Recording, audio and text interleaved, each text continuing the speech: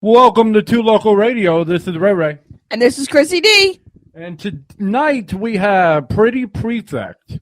They're a band out of Knoxville, Tennessee. And from what I understand, their bio says they rock like Blondie met the Pretenders in a dark alley night fight as the Replacements drunkenly cheered while tottering on a ledge. Awesome. So this is going to be amazing.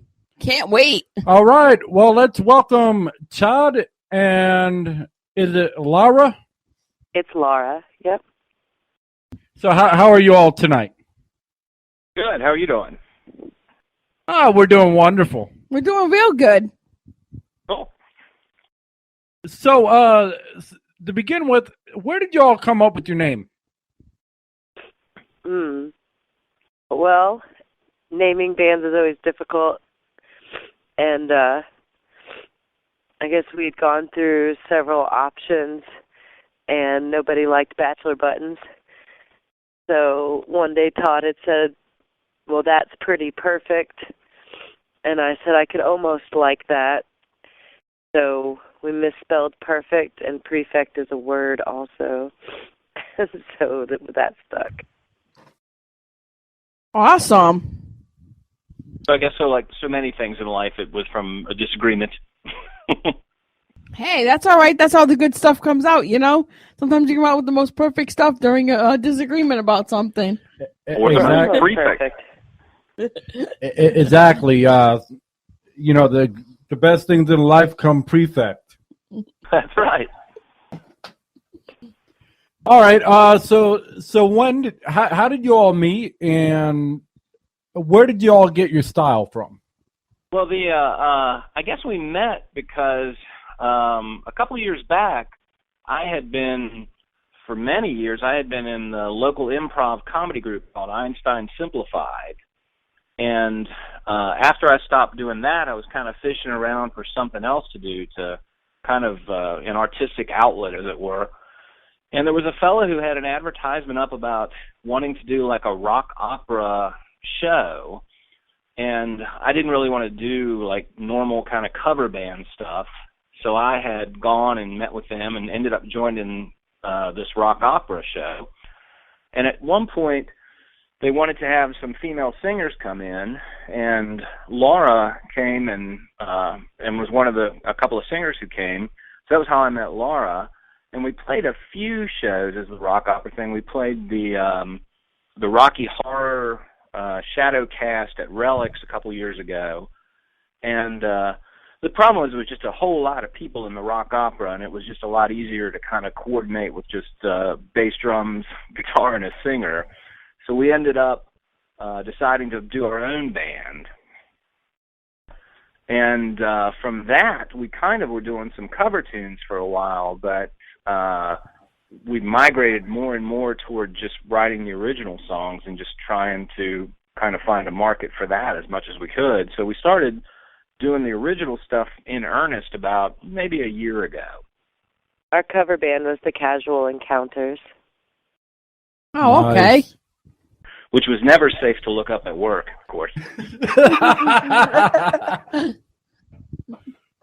And so from that, we kind of worked into doing these songs, and I guess it's kind of an interesting mix in that in the band, I'm kind of an old guy. I'm 50 years old. I've been playing guitar since Jimmy Carter was president, and our drummer is in his early 40s, and Laura's in her early 30s, and our bass player's in his early 20s.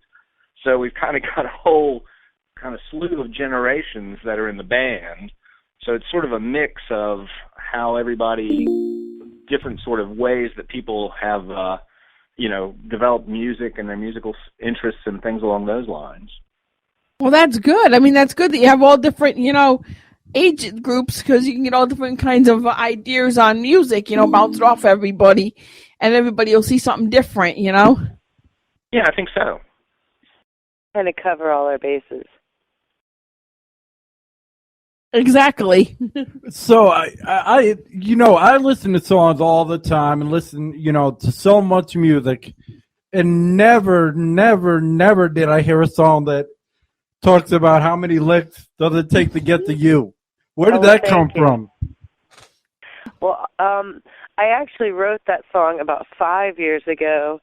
The first band I was ever in was called Jack Boots, and almost all my old songs are about food and sex, and slightly violent.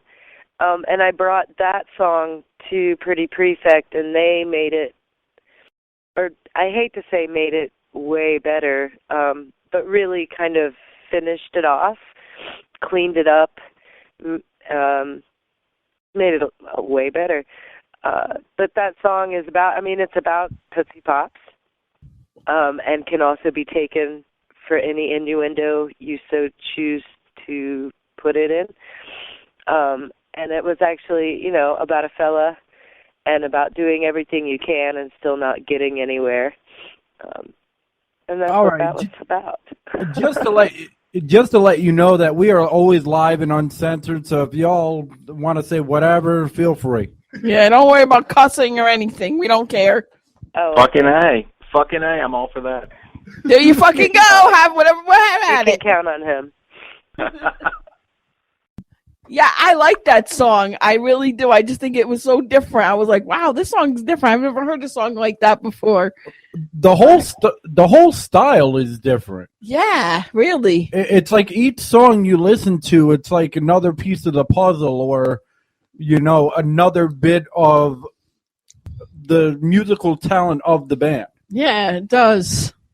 Well, thanks. That's nice to say. Yeah, when I walked into the rock opera show, I was kind of blown away at some of the musical talent that band had had access to, and I was more than happy to slide away with a few of them. So I was very glad to have met them and had an opportunity to get together with them. Oh, awesome. So why don't you all explain your musical background, since I couldn't. I'm normally good at digging up dirt, and here I felt like I was playing with the secret society. You want to go first, Laura? Well, sure. I come from a musical theater background. I started singing pretty legit when I was 13. Mostly, well, not just mostly, completely in doing musical theater, school activities, community theater, later into college. I have my degree in theater. I started doing rock shows, rock and roll, about 6 years ago with that band Jack Boots, like I said. And then we broke up, I guess 3 years ago. And I was on a bit of a hiatus until I walked in the room to do the rock opera show.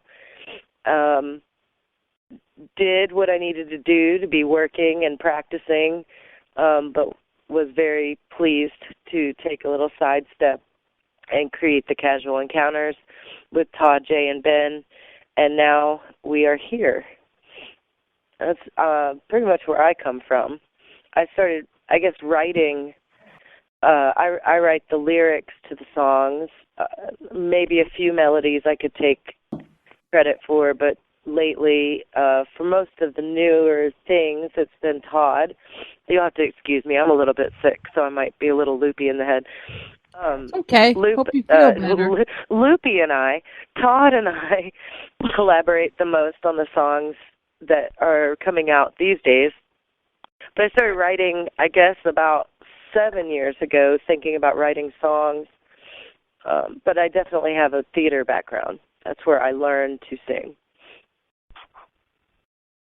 Well, I learned to play guitar years and years ago when I was a wee little kid back in the 70s, and the stuff that I loved growing up was like the Clash and the Sex Pistols and the Who and Led Zeppelin and all the kind of more heavy kind of things along those lines. And was always in bands from the time that I, had my first cheap J.C. Penney kind of guitar, and it never seemed to me like it was a big thing to write songs per se. All the bands I was in, everybody kind of just started writing right away, or just sort of changed things around here and there. And I grew up outside of Washington, D.C., and a couple of the bands I was in, it was a sort of situation where when we did original songs, this was back in the early 80s, if you wrote the song, you got to play guitar, but if you didn't write the song, you had to play bass. So we would show up to practice, and, you show up with 25 songs and be like, well, I'm going to play guitar today. I'm like, I've got 25 songs. Here we go. And, 20 of them would be absolutely horrible, and 3 of them would be pretty bad, and 2 of them would be, questionable. So over the years, I've kind of always sort of taken the approach that, just I'll write as many things as I can, and anymore what I try to do, because Laura writes the lyrics, and I'm not all that concerned about, she's got to sing them, so I'm happy that she wants to write the lyrics. So I'll write melodies and just play them on the guitar or something along those lines, and do the music to it and just give it to her to kind of fill in the lyrical content of it. I have come up with some of my own melodies. A few. Well, that's cool. How do you guys come up with, like, some of the songs? I mean, are they from, like, personal experiences or experiences from somebody else, or, Well, like I said, most of my, How Many Licks was in a compilation with songs like Easy Meat and Dig In. And a lot of those songs I used, I guess I was in a, sex, violence, food place in my life. And most of the songs I wrote initially years ago were food innuendo songs. And from there, I started taking a media, because I watch a lot of trash television. I openly admit that. And so I started writing songs that were kind of based on some of the TV I was watching. It's not on the EP, but I wrote a song called Not Gold that's about toddlers and tiaras. I do feel that 2 of the songs on the EPs are a little more personal. I think I've grown, if I say so myself, a little bit as a writer, and reflected a little bit more on my own life. But Kissing Spider-Man clearly is, comic book movie with Arya's Arya, Game of Thrones. I've found it's a lot easier. The Little Engine is Stephen King, Blame the Train from the Dark Tower series. I hate to say it, but it is easy if you can kind of sort of use other people's words and and make them your own. Exactly, but it's how you make them your own. I mean, some people can try to do it and they just suck at it. Other people, like you, are fabulous at it. Oh, well, thank you. I like to think so. The things I've written about, I am a fan of. Whether I call it trash TV or not, I am a fan. So. I totally hoping Stephen King will hear The Little Engine at some point and be very pleased. So would you all say that you're more of a party band, or that you're somewhat meaningful, or completely meaningful, or how would you describe your band as far as if it's more of a pretend situations, or more like real life? That's an interesting question. I mean, for a while I've sort of, whenever you do any of these kind of things online, like with Reverb Nation or something, they want you to pick a genre or something that you would be pigeonholed in, I guess, for, in a kind of negative sense. But I understand that people are going to search for broader terms or something. And a lot of the times I've sort of thought of us as power pop, but in recording the songs that we did for the EP and going back over it, I mean, it seems like we're kind of more of a rock band, I guess. And I guess in terms of I don't know if we'd really be a party band per se, but I'd like to think that people would enjoy the songs and have a good time with it. I guess in my mind, I always picture like people going to a Tool concert and everyone wearing like monk's robes and sitting with their heads down while they're playing the whole time or something. Versus going to the Chili Peppers concert where everybody's jumping around stoned and drunk and having a ball the whole time. And I'd kind of like to be somewhere. I mean, my model has always been, the Who as far as it goes. That's always been the sort of northern light for me in terms of really good bands. And to be something along the lines of the Who would be something that would be fine by me. I don't know. I always think that question is really difficult. Like when people say, what do you do? What are you? What is your category? It's whatever I'm feeling that day. I mean, as far as influences, I love the Yeah Yeah Yeahs. I love the Pretenders. To be told, oh, that sounds like Chrissy Hynde, that's spectacular to me, or Karen O. My favorite band is Metric. I just like to have a good time. The way I rate a band is if I want to move, and I feel like we have music that makes people want to move. And so that, to me, is all I really care about. So I don't know if we answered your question at all. Of course we're you did. pretend. We are not pretend. No. I wasn't meaning like that. I was meaning more like, fictional or, non-fictional. I think it's pretty 50-50. Like I said, Mind of Man on the EP is 100% personal. There's no fiction involved with that song. But then, Aria's Aria, clearly Game of Thrones, not really my life. As much as I love Aria and relate to her character, it's not really my life, But I think it's important that songs be able to be taken, even the fictional songs about, Tootsie Pops need to be able to be taken in different directions via the listener. So even the ones that are based on fictional things, I hope that they are able to be taken in a personal level to the listener.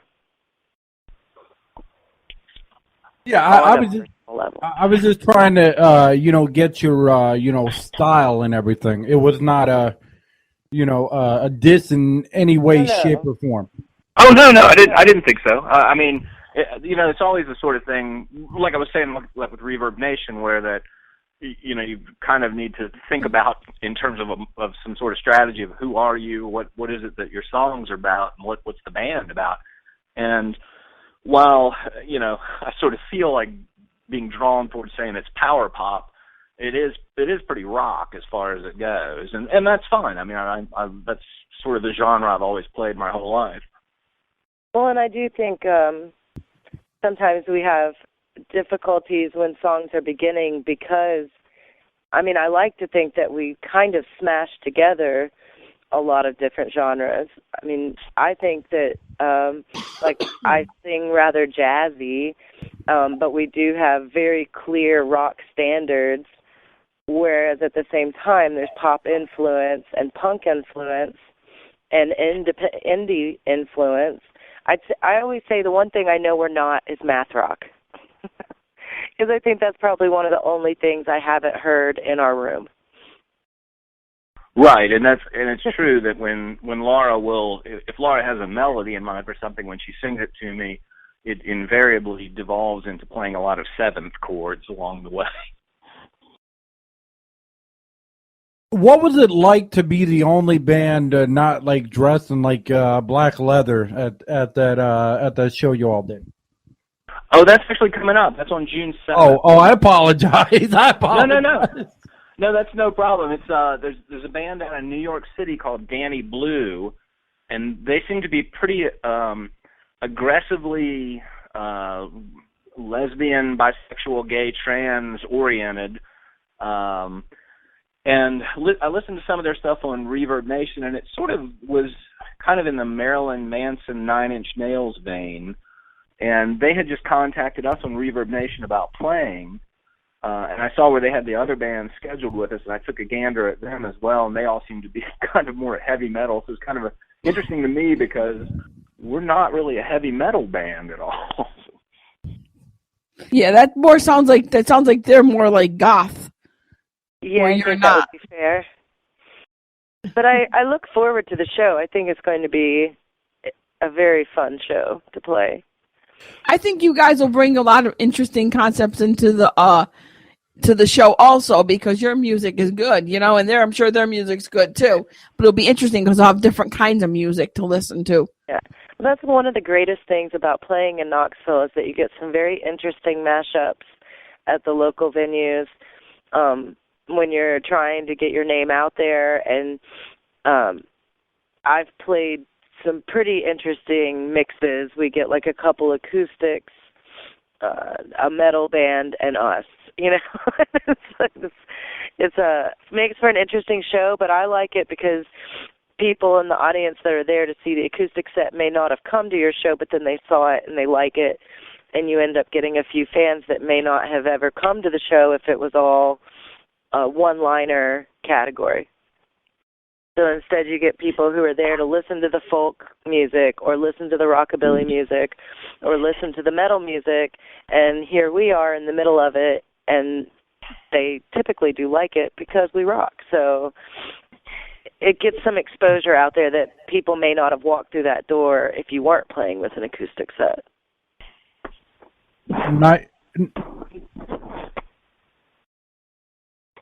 Oh, what happened? Still there? Yeah, we're still here. We're still here.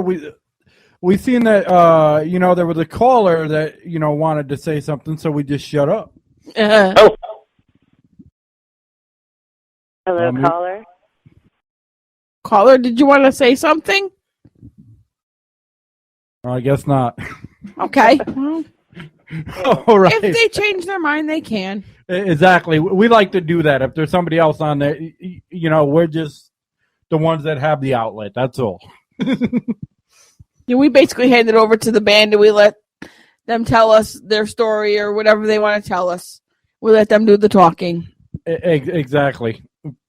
I'm a Mike Hogg on a regular show. So.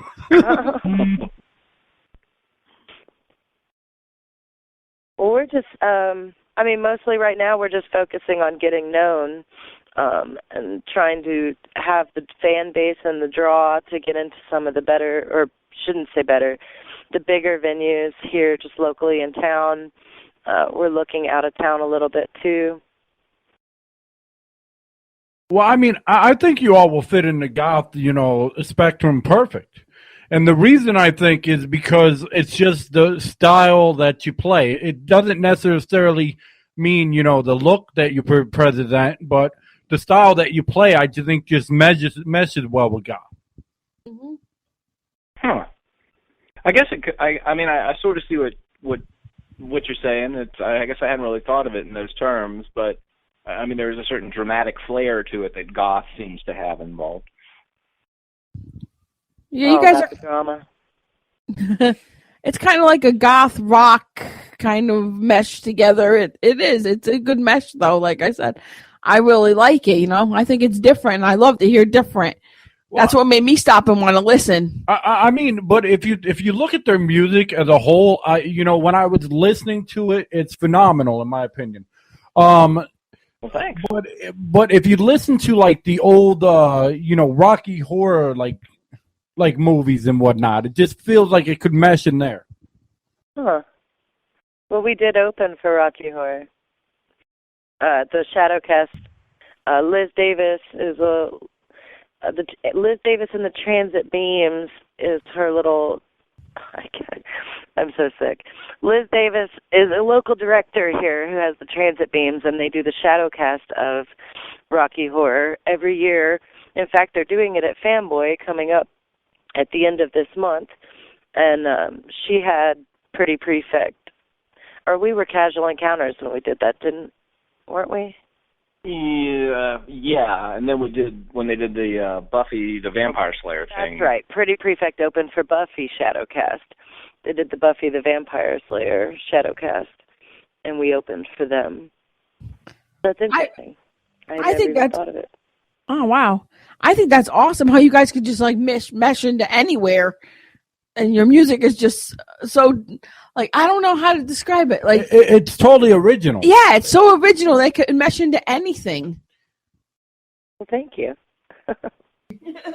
Yeah, I don't see it meshing into That's the only thing country. it wouldn't mesh into is country. Well, Yeah. that was always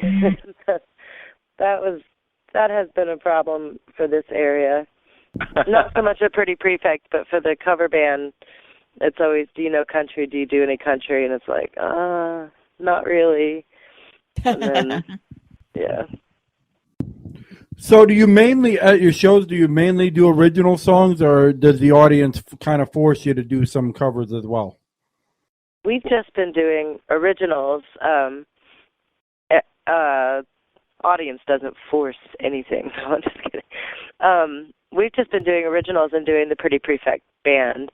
I think Casual Encounters has pretty much been laid to rest, or is still putting ads up on Craigslist looking for a WFW or something.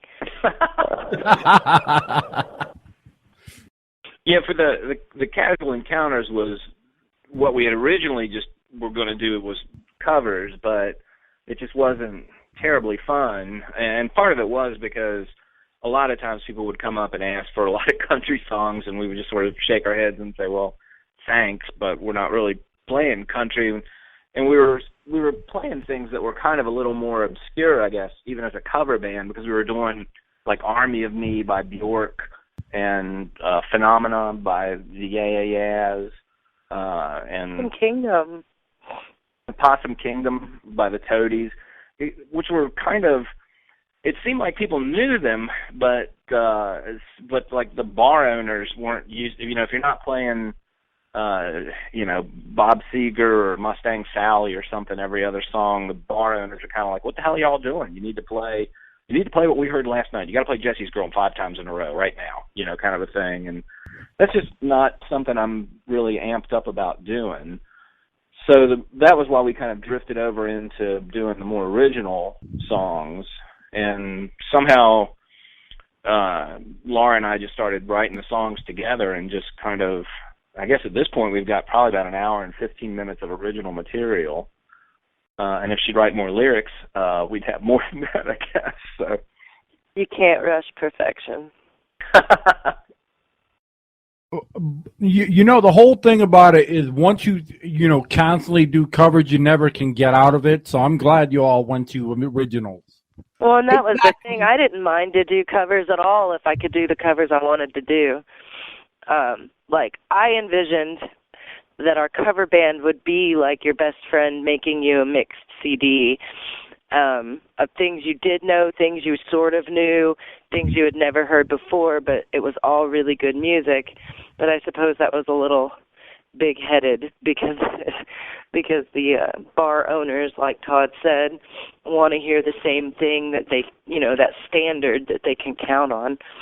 And I guess our artistic contributions to their bar weren't always as appreciated as I had hoped it would be. Although the audience always seemed to really enjoy it, and many people were like, man, I've never heard that song at a cover band. That was so awesome. Or, for example, the Possum Kingdom, Toadies. Like, most cover bands won't touch that, not only because it's not standard, but because it's exceedingly difficult. Or covering Bjork with a live band is not the easiest thing in the world, and I had thought maybe it would be a little more appreciated. But neither Todd nor I were really all that interested in bending to those rules. And I mean, truthfully, the thing of it is even doing covers in Knoxville, they're not paying a whole lot of money for cover bands. I mean, it's like $400 or $500, and if you kind of do the economics of it, to go and set up, and most places want you to play for 3.5 or 4 hours, so it's like 6 hours, out of your day to go set up all your equipment, play the songs, break it all down, tear it all down, take it home. And if they're going to pay you $400 for 4 people, that's $100 for 6 hours of your time. I mean, it's not much money. And plus the rehearsal time to learn all those songs that everybody wants, songs that you don't really enjoy playing in the basement, but you have to do. It just becomes much more of a job, which I would not mind to sing for a living, for a job, but I also don't want to not enjoy what I'm doing. So yeah. That makes a lot of sense. So when you all aren't, singing and performing and writing, what would be your typical day off? Well, I'm actually a lawyer, so for me, I go into the office in the morning and I work, and sometimes I have jury trials, and sometimes I travel. Todd. Oh, the day off? Yes. Oh, I thought you said typical day if we're not playing music. Gosh. Well, don't sue us. No, I don't do that kind of law, but I mean that's what I do on almost every day is that. So I read quite a bit. I should get out more. I've been trying to get out more. I used to go out more years ago. I read a lot. I watch trash TV. I crochet. I write in my spare time.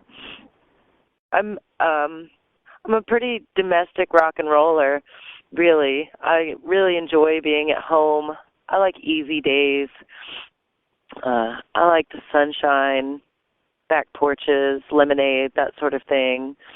I don't really cause a ruckus, or at least I try not to. I get in my fair share of trouble, but I try to avoid it. I'm sure that's everybody. Everybody has their, moments where they'll get into some kind of trouble. But yeah, I'm the same way. Rather just stay home and keep quiet, Yeah, I think that's kind of shocking, or not, well, maybe shocking, but it seems like the opposite of what a lot of people would think, I suppose. Like when you say you have a band or you're playing shows, I think a lot of people don't expect that you're like, oh my God, I'm so ready to go to bed. I'm just ready to read a book. I need to work on that blanket I'm making for my sister. Make some biscuits in the morning and gravy. I'm not sure it always lines up that way, but that definitely is how it is for me. And I think that's the way it is for a lot more people. Performance is performance. And some people make it a lifestyle and really, that's how they want to live, and more power to them. But for me, I like to perform. Like I said, I was a theater major. I like to provide entertainment. I have a good time doing it. I want to see other people having a good time, but my time off stage is my time, and I like to live my life, which, the less drama, the better. So in real life, the more drama, the better on stage, but the less drama, the better in real life. All right. Well, why don't you tell us, an interesting story, on the way to a show or on the way back or whatnot, where things just weren't your typical, or things, happen. Like if you have a road trip story. Well, we could talk about Ben on his phone. No, I don't need to talk about our bass player having an argument with his girlfriend all the way somewhere. That's not a fun story at all. I'll tell you, years and years ago, back in the early '80s, when when I was fishing around for whatever in the world was going to go on, and I wanted to be a rock star and all that kind of nonsense, a buddy and I moved from Winchester, Virginia, which is where I grew up, to Los Angeles, because we thought that was where you went to be a rock star. So we bought this piece of shit van and drove all the way to LA, because that was what we thought you were supposed to do. And as we're driving out there, the sort of pressure of being two 19, 20-year-old boys driving somewhere and drinking a lot and taking whatever drugs we had and this, that, and the other, were kind of getting to us. And it was the middle of winter. We're driving along, and the heater goes out in the van. So we decide it's this old Ford van, and we can open the engine is a mid-bay van engine. So the engine is in between the two seats in the front. And so we think, well, we can open up the engine bay because there's heat in the engine, and that'll be all right. Well, it turns out there's a lot of exhaust fumes that come up as well. And so as we're driving along through Texas, which is an entirely straight road, I guess. We're driving along, and it looks like the road is making a big S in front of us over and over again. So we decided we should probably stop somewhere and eat. And as we're sitting there, my buddy, who by this time I've absolutely grown disgusted with him and want to kill him, I think he's died because of the exhaust, and he's sitting there in this restaurant, and I'm thinking, I wonder if I could get his wallet and leave before anybody knew he was dead at this point. You're a beautiful human being, Todd. Well, not. He lived. But at least he's honest. Yeah. Would you say he lived? He lived, yeah. You did exactly what I would have done in that situation. So. I don't, excuse me, I don't really have a on the road story. I guess my most interesting story was there was a venue here in Knoxville called the Birdhouse, and it's just an old Victorian house, no central heat and air. I played a show there in July. It was very, very warm, and we were about halfway through the set, and I realized I was too warm and entirely too drunk, and I knew I was going to be sick, and all I had was an empty Pabst Blue Ribbon can. And so I was singing songs and then in breath moments puking in my can to keep it together, and then singing songs and puking in my can and singing songs and puking in my can. And when the show finished, finally, I just ran out the back door. My sister, God love her, threw ice water all over me, and I recovered. But I had a couple people after the show wanting to make T-shirts that said "Rock Stars Puke in Beer Cans." Hell yeah. I don't know. Like, it was like my most hardcore moment, I guess. But I have since that day, proudly enough, not been in that situation. I no longer allow myself to be quite that a mess on stage. Or just pretend I am, like, you know, like the old stars, like Dean Martin or something. There you go. So have you had any, I know that you all are, a newer band as far as this formation, but have you had any fans that, said that, your songs like touch their lives, or that they mean something totally different than what you all written for? Well, it's kind of funny because, you hear like people say that if I could just touch one person with my art, I would be satisfied with my whole life.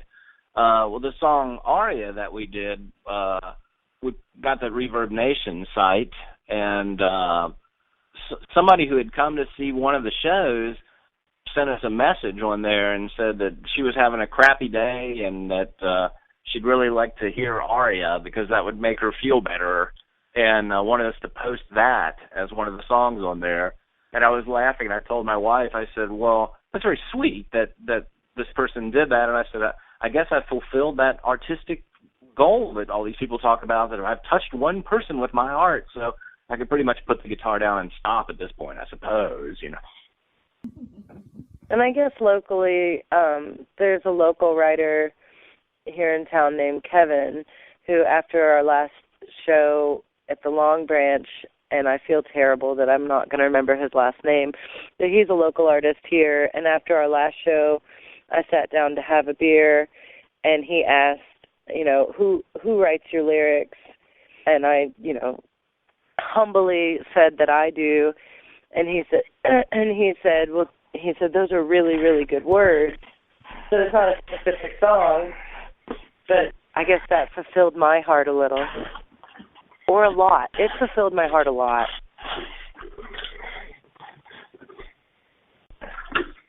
Gosh, was it that loud when I went up the stairs? Yes, it was.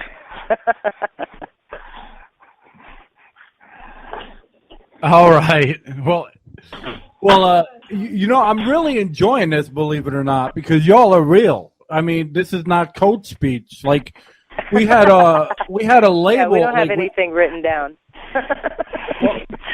Should we have had talking points? Oh, I knew we should have had talking points. Hashtag. Well, I mean, I had, we had artists from a label one time, and it just seemed like they were just like coached up, and I'm like, are you kidding me? Every time we asked them, a question, it was like they had a one-word answer, and we're like, shit, it's 12 minutes later, and we've already asked 28 questions. No, this is totally off the cuff in the basement. I mean, I'd happily jibber jabber about old bands from years ago and things like that if you want, but you can have the mic. You can jibber jabber whatever you want. Well, when you were asking before about like odd things going somewhere, not so much going somewhere, but back when I first was playing guitar, I assumed that you were supposed to try to play at some, jet airplane level thing, and we were playing somewhere, and the drummer who we had at the time was like moving his stick as if though he wanted to slow down the tempo a little bit. So the bass player and I slowed down a little, and he does it again, and he does it a third time, and we're kind of staring at him like, good God, we're playing at, a funereal pace at this point. and all of a sudden his eyes roll back in his head, and he falls over off the drums and on his back. And he was a guy who was a friend of mine. I knew he was diabetic, and we thought, oh shit, he's having a fucking diabetic attack. We got to get to him. We got to do something. So go back there and grab him and lift him up, and he opens his eyes, he looks at me, and he goes, God damn, that's fucking loud. Wow. Yes, we're always shocked when Todd is told to turn it up. Like, really? Are you sure? Yeah, we played a show not too long ago with some guys who we like in a band called the Portals up in Oak Ridge, and we were kind of warming up, just testing all the levels, and their guitar player came over, and everybody was kind of nodding at the same time, and he said, you can turn your guitar up. And I started laughing, and I looked at everybody else in my band, and they were all like, oh, fuck.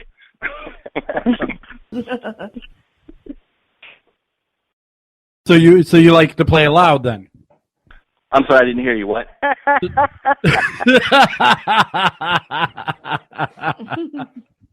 Oh, what a comedian. Yeah, what are you gonna do?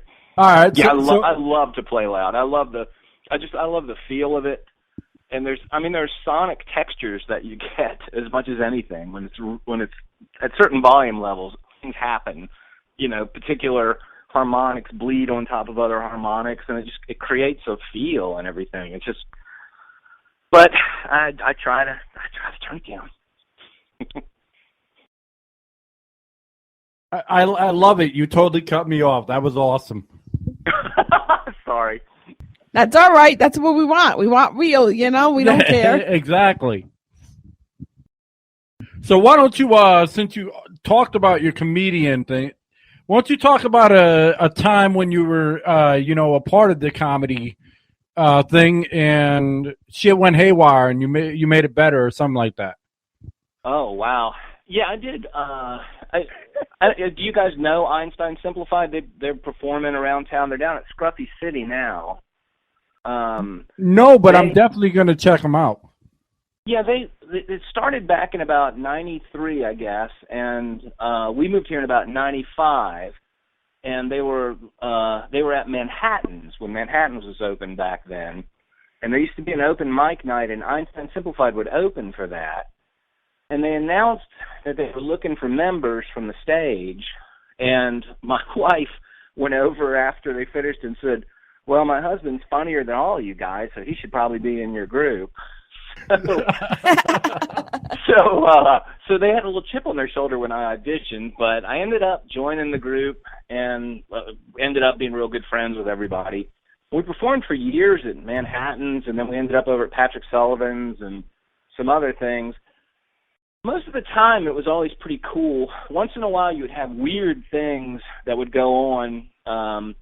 We played a show for, I can't even remember what it was. It was something like the Lions or the Kiwanis Club or some kind of thing over in Oak Ridge.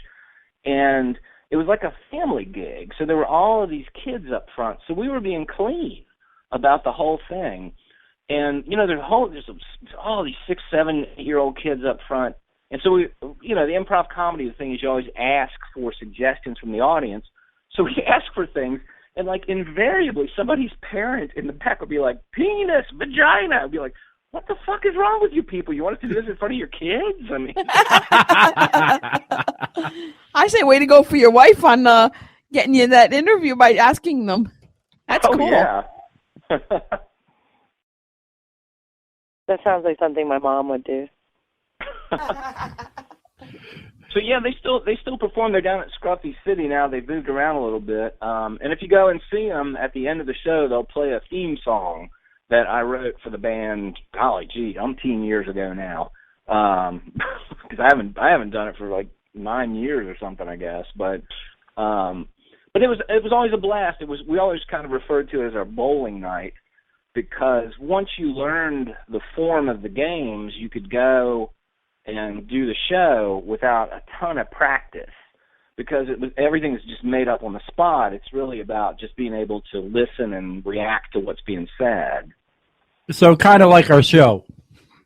Yeah, that's right. And the key thing in improv is always yes and to everything that's whatever goes on. Agree and add all the time. Yes, and we'll do this now. And we'll be right back. Just kidding.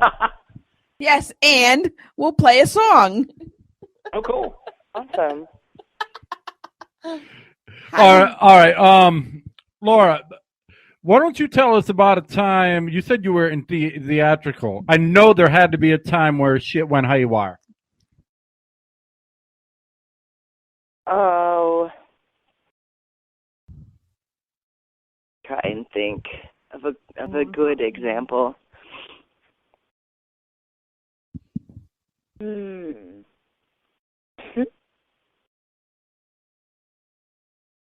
She's like, out of all the questions, you got to ask that one, right? And you got to put Yeah, someone I on the know. spot that's not feeling well. Come on, hon. No, that's okay.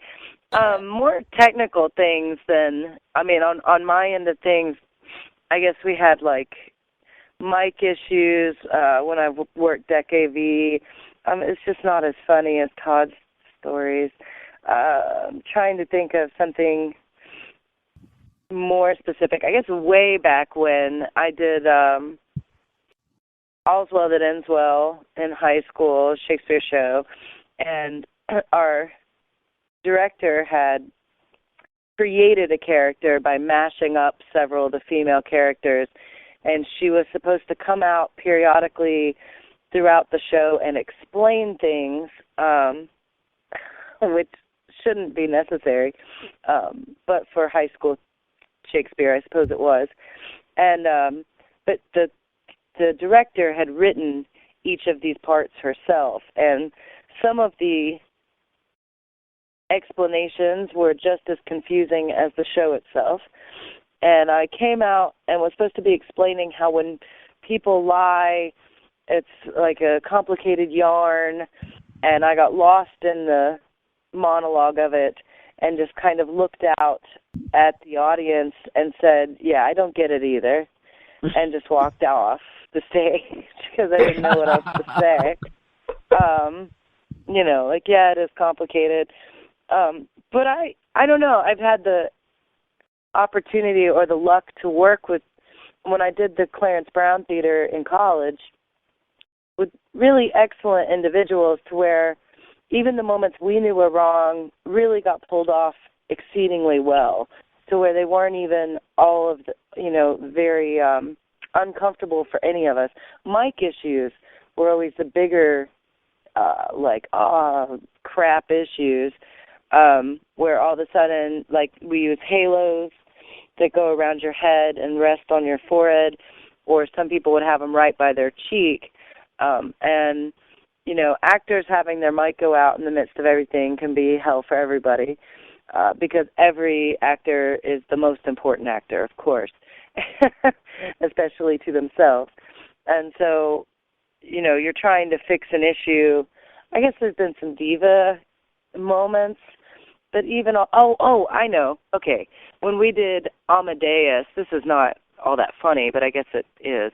When we did Amadeus, which was a very big production at the Clarence Brown, involving the Knoxville Symphony on stage through the whole show, and we had wonderful actors in from New York and everywhere else, and the man who played Amadeus, our main character, we had glow tape on the stage for exit at the end of the show because everything went pitch black, like all the way black. And I had a flashlight on the side of the stage so that he would know to come towards me, that you couldn't see from anywhere. Anyway, he walked off the stage into the pit, into the orchestra pit, and that was pretty atrocious. I'm not sure that's very funny. But I guess, I mean, I can laugh at it now. He was fine. He wasn't injured. But that was a big to-do.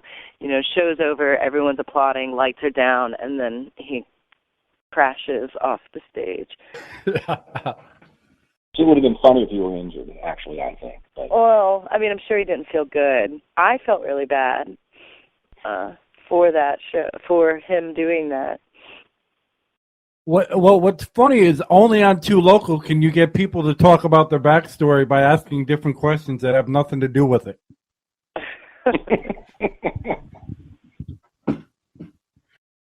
Okay, all right. On a more serious note, so what do you all have upcoming, and where can people find your information? Well, we've got the Reverb Nation site is up, and we've also got a Facebook site, and we put the demos basically up for sale on Bandcamp as well.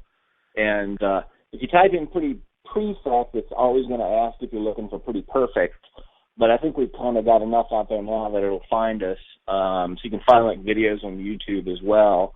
We've got a June 7th gig at the Long Branch with Danny Blue and a cast of other heavy metal bands. That should be an interesting sort of thing to do. And after that, we're trying to book a few more things. We just don't have anything else on the horizon at the moment other than that. We had the Bowery, but unfortunately the venue changed. So we were doing an EP release, in a week? Yeah, on May, we had a gig booked on May 31st with a band called Inward of Eden here in town, but the Bowery switched its operating to go from being a public venue to just a rental private-only place. And we'd played the Well a few times, and of course, sadly, the Well went out of business about a week and a half ago. Sadly. You people need to get out and support your bands. Sad to see venues get closed down. Well, I think it's just stupidity that the reason that these bands, I mean, not bands, but these places get shut down because people just aren't controlling themselves. They're just doing something stupid. That happens. Well, and it's just sort of, I guess it's a general, I guess everybody sort of has that sort of, I'll get there one day sort of thing about it, One day I'll go and do that, and I'll go see that band, or I'll go to that bar or something, and then they don't, and then it shuts down because people didn't support it along the way. That's weird, though. In Knoxville, I've always known where, bands support each other. Is it the businesses just not supporting the bands? Or are they only, supporting, the cover bands? There are, the cover bands do well, the ones that are pretty established. I guess Pop Rocks is the king cover band around here. And oddly enough, our drummer is the substitute drummer for Pop Rocks. Whenever their drummer can't make the show, our drummer covers for him. And they gig quite a bit. And there are several other cover bands. They're all good. They're all good musicians, and they play excellently, and they have the friggin' patience of Job, as far as I'm concerned, to get up there and play Jesse's Girl one more time or something. I just can't bring myself to do it with a lot of conviction. And, that's kind of, years ago when I did the improv comedy, we always kind of talked about the distinction between improv comedy and doing stand-up comedy. And stand-up comedy is a lot like doing pop music and doing a cover band, because you kind of have to get up and tell the joke the same way night after night after night, because the timing of the joke plays into how the joke works, and you got to sell it like you've never told that joke before. But improv comedy was a lot more like jazz music, where you had the form of whatever the song might be, but whatever happened, you know, the different game that you were playing, but whatever happened within that scene, within that game, would be different all the time because you were just reacting to whatever went on in it. And that's kind of, you know, to do the cover band stuff to me is a lot more, you have to have a lot more patience, a lot more of the just sort of ability to put up with that, sort of playing those songs that, and to deliver them in a way like you haven't played it a million times before somehow. I mean, hats off to them to be able to do that. But, go ahead. I was just going to say, I think too, like from one of the first questions you asked us, I mean, I do think, I mean, there are still venues to be played, but I think one of the reasons, well, first of all, we've only been together a year and a half. That's a relatively baby band. But I also think that, like you asked us, like, what is your genre? What is, you know, what are you? How do you describe it? And I think because we're not surf rock and we're not punk rock and we're not math rock, you know, because we are something that really can play with a lot of different sounds and is kind of hard to pinpoint what we do, it's harder to pitch in what I think a management sees as reliable way. Like, and so I think it's more just taking the risk to listen and give it the opportunity to see that, like, well, we don't really know what to call it, but everybody seems to really enjoy it. And so I think it's just harder, like I was saying, it's harder to pitch. Like, I can't call up somebody and say, I've got this surf band. We'd sound really great with, you know, Surfers R Us and these other surfer guys. I can't call somebody up, you know, I mean, do you know what I'm saying? I don't want to, like, ramble on and on about that. But I do think that's something, like, you know, there are other bands in town that can call somebody up and say, now I'm stuck on surf rock because of my cold. But, you know, they can pinpoint their sound a lot more and say, we sound like these guys and these guys and these guys. And so that would make a good set. But I like that about us. And so I don't want to be able to pinpoint what we do. I like that throughout the songs you get a lot of different feelings. Some of them are more poppy. Some of them are a little more heavy. Like, I'm sure Danny Blue heard Aria to a certain degree, you know, like, some of them sound a little bit heavier. Some of them sound more rock, and you can hear more of the jazz influence than others. And I like that we have all of that going on. What about, like, you know, I hate to classify y'all because that's not my intentions. But what about, like, you know, like a punk rock, and the you know, like the originals, because your style kind of reminds me of, like, you know, the fun atmosphere of, like, the Ramones and everything. Oh, that's nice of you to say. I mean, I grew up. I mean, I grew up playing. You know, I mean, I first learned to play guitar by playing along with the Clash, by playing along with the Ramones, by playing, you know, and then with Led Zeppelin and the Who, and then XTC and the Replacements, and, you know, these kind of bands that were sort of heavier bands. And I guess that, I mean, I've always sort of played aggressively in terms of playing my guitar, so there is a lot of that. I think there's a lot of that punk energy, I guess. And I mean, the Replacements were a band that I just absolutely adored, and thought that they were kind of power pop, rock, punk sort of things, and they kind of defied that sort of expectation as well along the way. You know, because you had a song like Androgynous, which was, you know, Westerberg playing the piano, and I think they were rubbing sticks together or something to make the percussion in the background, and that was a very jazzy song as well. And yeah, then, I mean, I would say if by punk rock you mean I do what I want to do and don't give a fuck, then I would go there. There you go. That's what I'm talking about. Yep. Punk rock's a form of rebellion. You know. And I guess, and then to think about it in terms of classifying the songs, it's sort of, they're things we're not. I mean, we're not funk, we're not, you know, we're not country, hey, we're not funky. metal. Yeah, we're not metal, we're not, these sort of other things, and so it's sort of, I guess, a process of elimination comes down to to me, it's sort of like rock and pop and that kind of heavier pop sound. It's old school punk with the new school flavor. There you go. Almost, I thought of also like a Depeche Mode too. I thought of that's something my neighbor grew up on.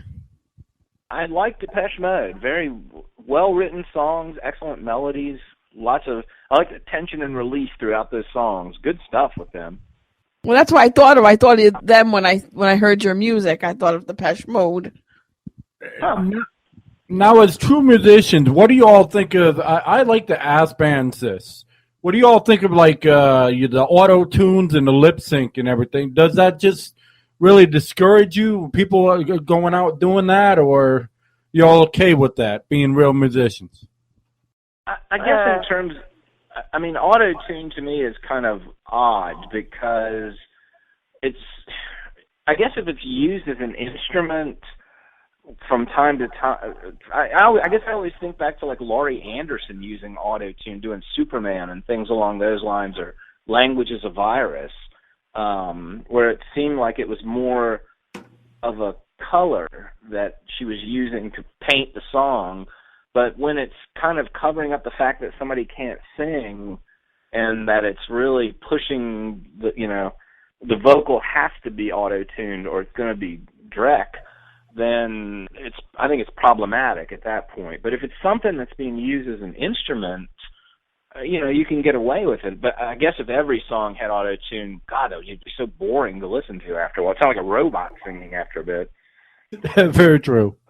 I think, sadly, that has more to do with the audience. I mean, people dictate what's going to work, and I think it becomes easier for people, like, to hear auto-tune type of things, I suppose. I'm not sure why, but I mean, me personally, I guess I would have to agree with Todd. Like, I'm not opposed 100%, but I'd rather not just listen to somebody who can't sing but has a good producer, like, but that's, I mean, a lot of things are very produced today, and I think that's one of the beauties of local music is that you're typically, when you go to a local show at a smaller venue, you're going to be seeing people who are just working on their own and doing their own things, and you're going to hear them the way they sound. And I think a lot of times you end up with a better show than a big show where maybe there are more people, more money, more merchandise, more things, but you're not getting to know those artists the way you would in a smaller venue with just a microphone and some amplifiers. And I think audiences are very forgiving as long as you're not lying to them about shit. And as long as you come out and present yourself and try to do your best and do a good job, audiences are really forgiving of a mistake or two. I mean, if you can't play, that's a whole different matter. If you can't sing, that's a whole different matter. But, if you fuck up and miss a note here and there, or if something happens, that one song we do, Aria, is actually in a different tuning, and one of the foot pedals I've got will retune my guitar. In effect, is what happens. Oddly enough, it auto tunes my guitar to a D instead of to an E. And we were playing one night, and we were supposed to be going into a song, and I had the wrong patch set up in my chain for my guitar into my effects and into my amplifier.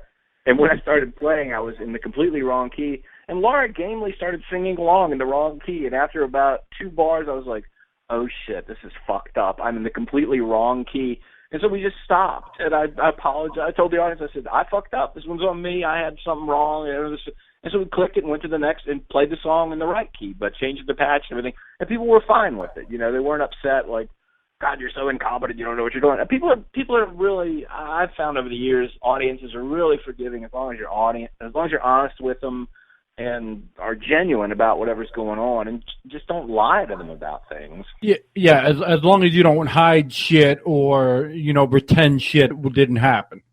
Right, or be arrogant about, well, I didn't fuck up. You just didn't hear it right because you're idiots. Exactly. It happens, too. I mean, it just happens. You can't pretend it didn't happen. Right. You gotta be man or woman enough to say, hey, step up and say, hey, we messed up.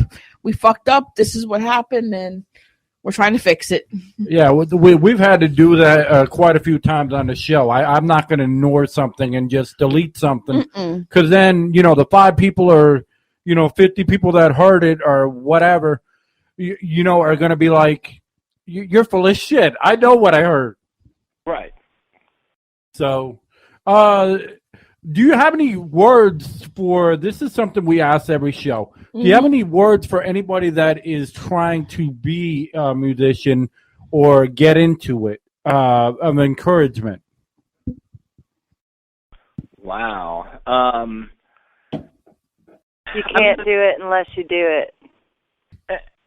That's what I come across the most. I come across people who are like, man, I wish I had a band. I love to sing. I love to write. I want to do something. And, I wouldn't have met Todd or Jay or Ben if I hadn't walked in the door to do the rock opera show, which was not something that, it was fun, but it wasn't something that I was like, this is a dream come true. I just needed to be doing something. And if you want to be singing, you just need to go sing. And that's how you're going to meet people. That you've got to risk it. You've got to do something that maybe you think is not so cool or, is not even really your style. If you're not out there, if you're not saying, okay, I'll sing that song, if you're not answering the Craigslist, if you're not going to the shows, if you're not talking to people, it's not going to happen. You're going to sit in a room saying, man, I wish I had a band forever. And be honest. I think that's the only thing I would say, and then I'll let Todd talk because I know he wants to. But the only other thing I would say is be honest. It's hard and it seems really scary to say how you really feel about something or to expose that something really did hurt you or that you are a human being. But those are the things that people relate to the most. And even though it might feel very vulnerable, that's what people like. They want you to be vulnerable. They want to kind of experience your human experience, with you. And I think people can tell your kitsch from your realness. Don't get me wrong, we have some kitsch, but I think you can tell which songs, like you were saying earlier, have a real fictional base to them, and then the ones that don't. Wow, that was good stuff. I'd say ditto.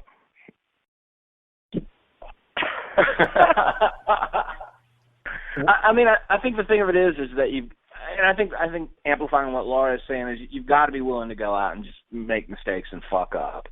And sometimes you go out and you try to play and, it just doesn't work out right. And it just doesn't feel right or something, but you don't know until you give it a go. And you go out and try and play and I guess it never ceases to amaze me that people like all kinds of different music, and to a certain extent you don't know what is going to be what people are going to respond to until you go out and try doing it for a while and try playing this or try playing that and see how it works out. And sometimes it goes well, sometimes it doesn't, and even not going well is okay. It sucks at the time, but it kind of, fortifies you for later on, and it teaches you what doesn't work. And a lot of it is that you go out and you give it a go and it doesn't work out so well, and you realize that song doesn't work right, so we got to play it differently, or I got to play it differently, or I got to practice more, I got to learn to do this or that or the other thing. And it just takes, this kind of experiences of going through it. And then something, you go out and you play and people respond and they like it, and that's a blast. That's a real huge affirmation to have people come up and tell you, I really like that song you did, I really like how you sang, I really like this or that or the other. And it makes it sort of feel like you can, oh, okay, hell, all those hours I spent playing that friggin' scale over and over again were worthwhile. All right, I normally wouldn't ask this question, but you two are very highly intelligent and seem like you actually, could guide somebody, believe it or not. What would you tell somebody that was experiencing stage fright how to get over it? Man, I guess it depends on the level of stage fright. I mean, it's, I guess the thing I always think about is like, I love the band XTC, and they actually had to stop performing because Andy Partridge had such horrible stage fright. It's just it's one of those things, I guess, that whole speaking in public routine, you kind of have to sort of just concentrate on one person sometimes and just get up and think, find one person in the audience. And people are always friendly if you're, as long as you're not a total, asshole or something about it. People are friendly. People are nice. They want you to succeed when you're playing music or when you're doing improv or any of that kind of stuff. People want you to succeed in the audience. They don't want to see a train wreck for the most part. So finding that one person to kind of just connect with and communicate to works pretty well. I would say, it's a pretty theater cliche, but you have to breathe. I don't know, like a lot of times that anxiety, that nervousness, a good breath can make that all go away. If you have to find a way to relax and trust your body. The stiffer you are, the worse that's going to get. You have to, I try to do my stretches before I go on stage. The more loose your body is, the easier your mental ability will have to go with it. And that doesn't mean get drunk, and that doesn't mean take a bunch of drugs. That means, if you can actually take a moment to find your center, this was such theater talk, but to find your center and to know that your back is strong and that you're not going to fall over, then you can usually work your way through it.